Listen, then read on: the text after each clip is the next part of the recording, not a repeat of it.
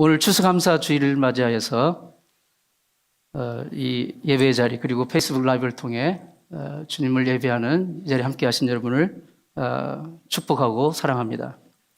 바울 사도는 데살로니가 성도들에게 편지를 보내고 있습니다. 오늘 본문은 그 두 번째 보낸 편지인데요. 그 당시 데살로니가 교회는 엄청난 환난과 핍박을 겪고 있었습니다. 그럼에도 불구하고 그들은 예수를 믿는 믿음을 끝까지 지켰습니다. 하나님의 자녀로서의 감동과 기쁨을 가지고 있었어요. 그러면서 놀라운 구원의 은혜를 주신 하나님의 그 사랑을, 그 은총을 감사하고 있습니다. 하나님께서 우리에게 원하시는 것이 무엇일까요? 그것은 감사입니다. 아이가 10살 때쯤 되면 한 6천 개쯤 그 단어를 이제 알게 된다고 합니다. 근데 그 6천 개 되는 그 단어 중에 정말 부모의 마음을 기쁘게 하는 것은 역시 엄마 감사해요, 아빠 감사해요 일 것입니다. 하나님의 자녀인 우리가 우리 영혼의 영원한 아버지신 하나님 아버지 앞에 그분을 기쁘시게 할 단어는 역시 주님 감사합니다 일 것입니다. 하나님의 자녀로서 우리가 마땅히 하나님께 감사해야 될 이유가 무엇일까요? 첫 번째로 하나님이 우리를 택하셨기 때문입니다. 본문 13절 말씀입니다. 하나님이 처음부터 너희를 택하셨다. 하나님이 택하셨다는 것은 길을 가다가 우연히 어떤 걸 발견해서 그냥 이렇게 집어들었다는 말이 아니라 작정하고 의도하고 처음부터 특별히 뽑았다는 것입니다. 아시는 대로 한국은 내년 봄에 대통령 선거가 있습니다. 출마한 후보들은 저마다 더 많은 국민의 선택을 받기 위해서 무진 애를 쓰고 있는 것 같은데요. 사람의 선택을 받는 것도 정말 대단한 일인데 하물며 온 우주의 주인이신 우리의 창조이신 하나님 아버지의 선택을 받았다는 것은 정말 얼마나 놀랍고 영광스러운 일입니까? 사도 바울은 우리를 선택해 주신 하나님에 대해서 우리를 선택하신 그 하나님의 그 은혜를 감사하고 있는 것입니다. 하나님의 선택은 어제 오늘 갑자기 즉흥적으로 되어진 일이 아닙니다. 로마서 8장 29절 말씀에 하나님이 미리 아신 자들로 또한 그 아들의 형상을 본받게 하기 위하여 미리 정하셨으니 하나님은 태초 이전부터 우리를 아시고 예정하시고 선택하시고 죄에 빠진 우리를 위해 그 아들 독생자를 보내어 죽기까지 우리를 사랑하신 것입니다. 이와 같이 하나님이 우리를 선택하신 그 이유는 가장 중요한 이유 중에 하나는 우리로 하여금 하나님 앞에 영광을 돌리고 찬송을 돌리고 감사를 드리게 하기 위해서입니다. 에베소서 1장 6절 말씀에 우리에게 거저 주시는 바 그의 은혜의 영광을 찬미하게 하려는 것이라. 우리는 감사절이 되었기 때문이 아니라 언제나 어디서나 예수 그리스도 안에서 하나님이 우리를 선택하셨다는 그 사실, 그것을 깊이 묵상하며 감사와 찬양을 올려드리는 그런 하나님의 자녀들이 되어야 될 것입니다. 하나님의 자녀로서 우리가 마땅히 감사해야 될 두 번째 이유는 성령으로 우리를 거룩하게 하시기 때문입니다. 예수 믿는 사람들에게 일어나는 정말 복된 일 중에 하나는 하나님의 영이 우리 안에 들어오신다는 사실입니다.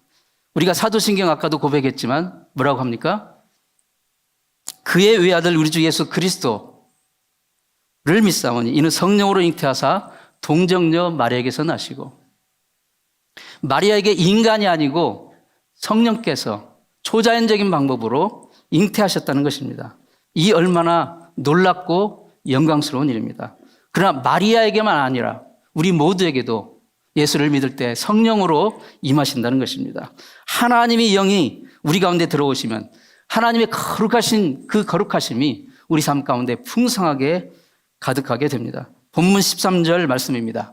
성령의 거룩하게 하심과 원래 죄인인 우리는 결코 거룩하시고 영광스러운 하나님의 영광에 이르지 못하였습니다. 나아갈 수가 없었어요. 그러나 그리스도의 보혈로 바로 죄 씻음 받고 그리고 성령이 우리 가운데 임하심으로 우리는 거룩한 하나님의 자녀가 된 것입니다. 그래서 그분을 우리 아버지로 부를 수 있게 되었습니다.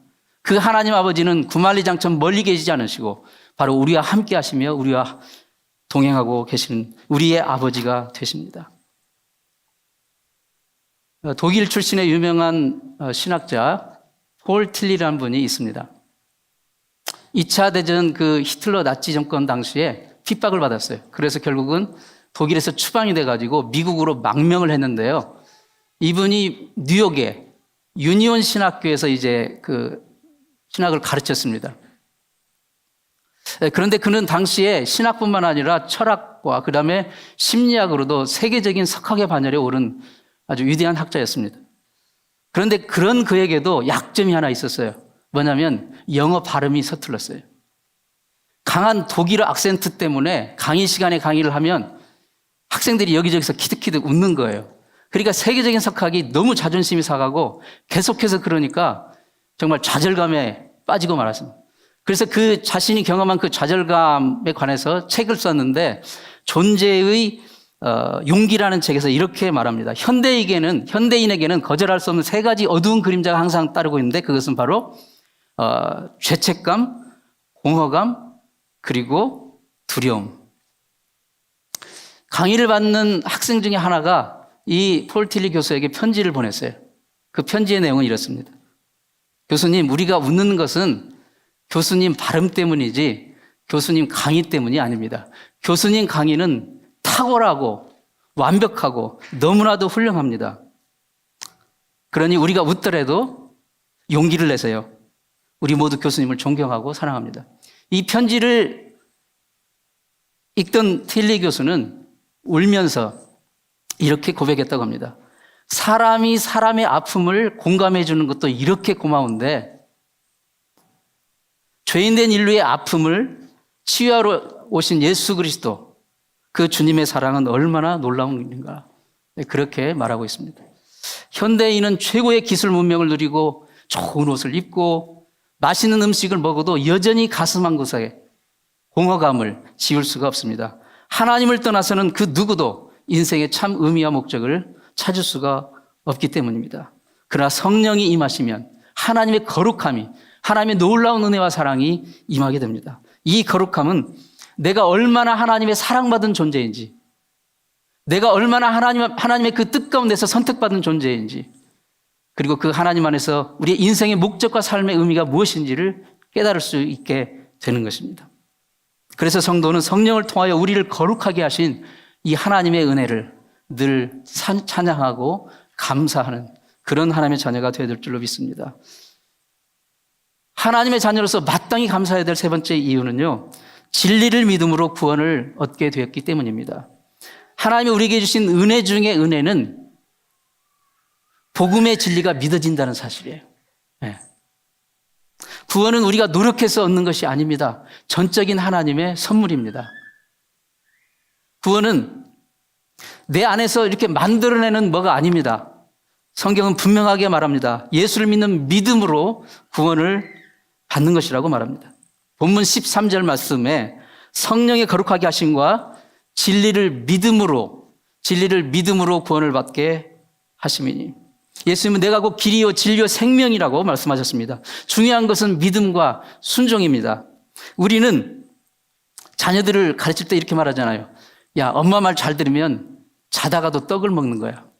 그런데 정작 우리는 어떻습니까? 우리의 아버지신 하나님 앞에 우리는 얼마나 순종하고 그 말을 듣고 있습니까? 부모 말을 잘 들으면 자다가도 떡을 먹는데 영원하신 우리의 영혼의 아버지, 우리의 창조주신 하나님 아버지의 말씀을 순종하면 자다가도 떡 수준이겠습니까?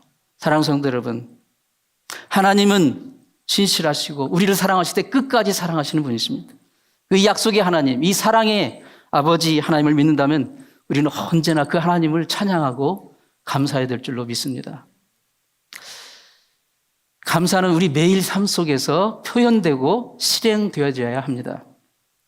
성도의 삶 속에서 감사가 사라지면 그것은 믿음의 생명력이 죽었다는 겁니다.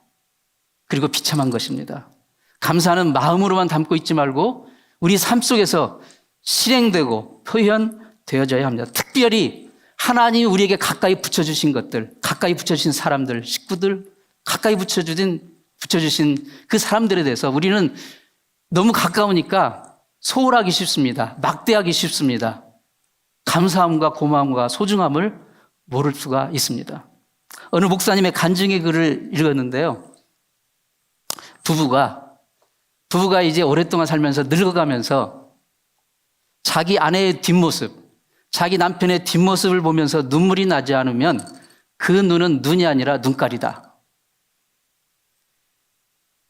여러분, 사람의 인생은 앞모습은 잘 치장해요. 근데 정작 뒷모습 우리가 어떻게 할 수 없잖아요. 그 사람의 인생의 진짜 진면목은 뒷모습에서 나오는 것입니다. 고생하는 남편의 뒷모습, 고생하는 아내의 뒷모습을 보면서 눈물이 글썽이지 않으면 그 눈은 눈이 아니고 눈깔이라는 거예요. 그냥 눈 구멍이라는 것입니다. 그냥 보는 눈 기계라는 거예요. 여러분도 한번 집에 가서 실험을 해보세요. 가족을 봐면서, 특별히 뒷모습을 보면서 눈물이 나는지. 저도 이번 주 토요일에 사모님이 오시는데 한국에서 한번 실험을 해보려고. 자신은 없는데 제 눈이 눈인지 눈깔인지.